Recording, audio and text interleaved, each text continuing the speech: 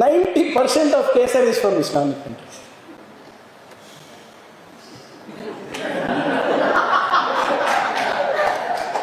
ಈಗ ಇದು ಹೇಳಿದ್ರೆ ನಾಳೆ ತಿಲಕ ಹಾಕೊಳ್ಳೋದು ನಿಲ್ಲಿಸ್ತಾರ? ಈಗ ನಿಜವಾಗ್ಲೂ ನಮ್ಮ ಹೇಗೆ ಮಾಡಬೇಕು? ನಾಟ್ ಥ್ರೂ ಕೆಮಿಕಲ್ಸ್ ಅಲ್ಲ, ಮುಂಚೆ ಕೇಸರಿ ತಾನೇ ಹಾಕ್ತಾ ಇದ್ವಿ. रॉन्ग बेटर केसर से ही बनना है ना उसको, बट वो तो इस्लामिक कंट्री से आ रहा है.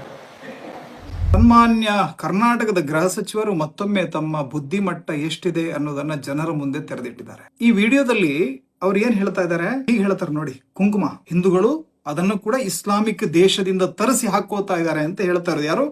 ಒಬ್ಬ ಪೂರ್ವಾಗ್ರಹ ಪೀಡಿತ ಗೃಹ ಸಚಿವ, ಒಂದು ರಾಜ್ಯದ ಗೃಹ ಸಚಿವ ಸ್ಥಾನದಲ್ಲಿರುವಂತಹ ವ್ಯಕ್ತಿ, ಒಬ್ಬ ಸಾಂವಿಧಾನಿಕ ಹುದ್ದೆಯಲ್ಲಿರುವಂತಹ ವ್ಯಕ್ತಿ ಇನ್ನು ಯಾವುದೇ ಬೇರೆ ಸಮುದಾಯದ ಬಗ್ಗೆ ಇಷ್ಟು ತುಚ್ಛವಾಗಿ ಮಾತಾಡೋದಕ್ಕೆ ಸಾಧ್ಯ ಇಲ್ಲ. ಹಿಂದೂಗಳ ಬಗ್ಗೆ ಮಾತಾಡ್ತಾರೆ ಮತ್ತು ಸುಳ್ಳು ಮಾಹಿತಿ. ಭಾರತವನ್ನ ಕೀಳಾಗಿ ತೋರಿಸಬೇಕು ಮತ್ತು ಹಿಂದೂಗಳನ್ನ ಕೀಳಾಗಿ ತೋರಿಸಬೇಕು ಅಂತ ಈ ಮನುಷ್ಯ ಹೇಳ್ತಾ ಇರೋದು. ವಾಸ್ತವದಲ್ಲಿ ಭಾರತಕ್ಕೆ ಇರಾನಿನಿಂದ ಆಮದು ಆಗ್ತಾ ಇರುವಂತದ್ದು ಕೇಸರಿ, ಸ್ಯಾಫ್ರಾನ್, ಅದು ತಿನ್ನುವಂತ ವಸ್ತು, ಅದೊಂದು ಹೂವಿನಿಂದ ಬರುವಂತ ಉತ್ಪತ್ತಿ. ಅದು ನಮ್ಮ ಜಮ್ಮು ಕಾಶ್ಮೀರದಲ್ಲಿ ಕೂಡ ಬಹಳಷ್ಟು ಆಗ್ತವೆ. ಜಗತ್ತಿನಲ್ಲಿ ಉತ್ಕೃಷ್ಟವಾದಂತಹ ಕೇಸರಿ ಬೆಳೆಯೋದು ನಮ್ಮ ಕಾಶ್ಮೀರದಲ್ಲೇ. ಆದ್ರೆ ಇರಾನ್ ದೇಶದಿಂದ ಬಹಳ ದೊಡ್ಡ ಪ್ರಮಾಣದಲ್ಲಿ ಬೇರೆ ಎಲ್ಲ ದೇಶಗಳಿಗೂ ಬರ್ತವೆ, ನಮ್ಮಲ್ಲಿಗೂ ಬರುತ್ತೆ. ಆದ್ರೆ ಈ ಕೇಸರಿ ಪ್ರಿಯಾಂಕಾ ಖರ್ಗೆ ಅವರೇ ಅದು ತಿಲಕ ಹಾಕುವಂತದ್ದಲ್ಲ.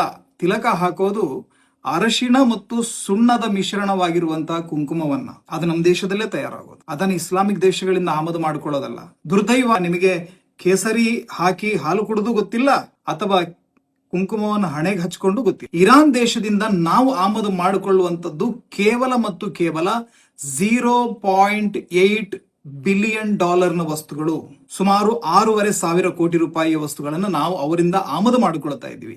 ಆದ್ರೆ ನನ್ನ ದೇಶದಿಂದ, ನಮ್ಮ ಭಾರತದಿಂದ 16,500 ಕೋಟಿ ರೂಪಾಯಿ ವಸ್ತು ಹೋಗುತ್ತೆ.